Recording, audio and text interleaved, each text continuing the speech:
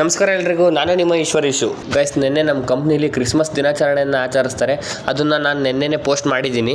ಇವಾಗ ಏನಪ್ಪ ಅಂತ ಹೇಳಿದ್ರೆ, ನಿನ್ನೆ ನಮ್ಮ ಕಂಪ್ನಿಲಿ ಒಂದು ಆಪರ್ಚುನಿಟಿನ ಕೊಟ್ಟಿದ್ರು. ಅದೇನಂದರೆ, ಸೋಲೋ ಹೋಗ್ಬಿಟ್ಟು ಡ್ಯಾನ್ಸ್ ಆದರೂ ಆಯಿತು, ಹಾಡಾದರೂ ಆಯಿತು, ನಿನಗೇನು ಇಷ್ಟ ಬರುತ್ತೋ ಅದನ್ನ ಹೇಳ್ಬೋದಾಗಿತ್ತು. ನನಗೂ ಡ್ಯಾನ್ಸ್ ಬರುತ್ತೆ, ಅದು ನೋಡಿದರೆ ಅಣ್ಣ ಸ್ಟೆಪ್ಪು ಗೊತ್ತಲ್ಲ.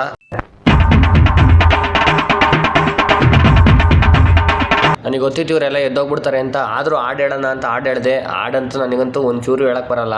ಆದರೆ ನನಗೆ ನಮ್ಮ ಊರ ಬಗ್ಗೆ ಹೇಳ್ಕೊಳಕ್ಕೆ ಇದೊಂದೇ ನನಗೆ ಚಾನ್ಸ್ ಇದ್ದಿದ್ದು. ನನಗೆ ಒಂದೇ ಭಾಳ ಆಸೆ ಇರೋದು ಏನಂತ ಹೇಳಿದ್ರೆ, ನಮ್ಮ ಊರ ಹೆಸರು ಕೇಳಿದರೆ ಇಂಥದ್ದೊಂದು ಕಲೆ ಇದೆ ಅಂತ ಹೇಳಬೇಕು. ಇವಾಗ ಮತ್ತು ನಾನು ಹಾಡು ಹೇಳ್ತಿದ್ದೀನಲ್ಲ, ಇದಂತೂ ಅಲ್ವಾ, ಹೊರಗಿಂದು ಏನೇ ಒಂದಾಗಿದ್ರು ನಮ್ಮ ಊರ ಹೆಸರು ಕೇಳಿದರೆ ಈ ಥರ ಇದೆ ಅಪ್ಪ ಇಲ್ಲಿ ಅಂತಂದು ಹೇಳಬೇಕು. ಅದೇ ನನ್ನ ಆಸೆ. ನಮ್ಮ ಊರ ಹೆಸರು ಕೇಳಿದ್ರೆ ಇಂಥ ಒಂದು ಕಲೆ ಇದೆ ಅಂತ ಹೇಳಬೇಕು. ಅದೇ ನನ್ನ ಗುರಿ. ಅದನ್ನ ತೋರ್ಸೋಕ್ಕಾಗಿ ಇವಾಗ ಇಲ್ಲಿ ಬಂದಿದ್ದೀನಿ. ನನಗೆ ಹಾಡೆಲ್ಲ ಹೇಳಕ್ ಬರಲ್ಲ, ನಾನು ಒಬ್ಬ ಯೂಟ್ಯೂಬ್ ವ್ಲಾಗರು. ಇವಾಗ ಸಾಂಗ್ ಹೇಳ್ತೀನಿ.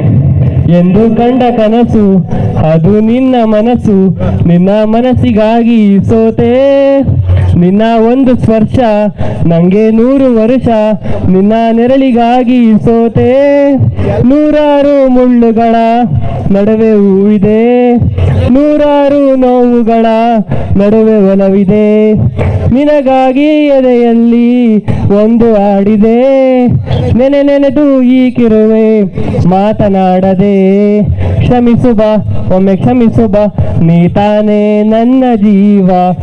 ಗೈಸ್, ನನಗೆ ಇದ್ರ ರಿಸಲ್ಟು 2 ದಿನದಲ್ಲಿ ಸಿಕ್ತು. ಯಾರೋ ಶಿಕಾರಿಪುರದವ್ರಂತೆ, ನಿಮ್ಮದು ಸೂಗುರ ಅಂತ ಕ್ಲೀನಾಗಿ ಕೇಳಿ ಮಾತಾಡ್ಸಿದ್ರು. ಎಲ್ರಿಗೂ ಬಾಯ್ ಹೇಳ್ತಾ ಇವತ್ತಿನ ಬ್ಲಾಗ್ ಮುಗಿಸೋಣ.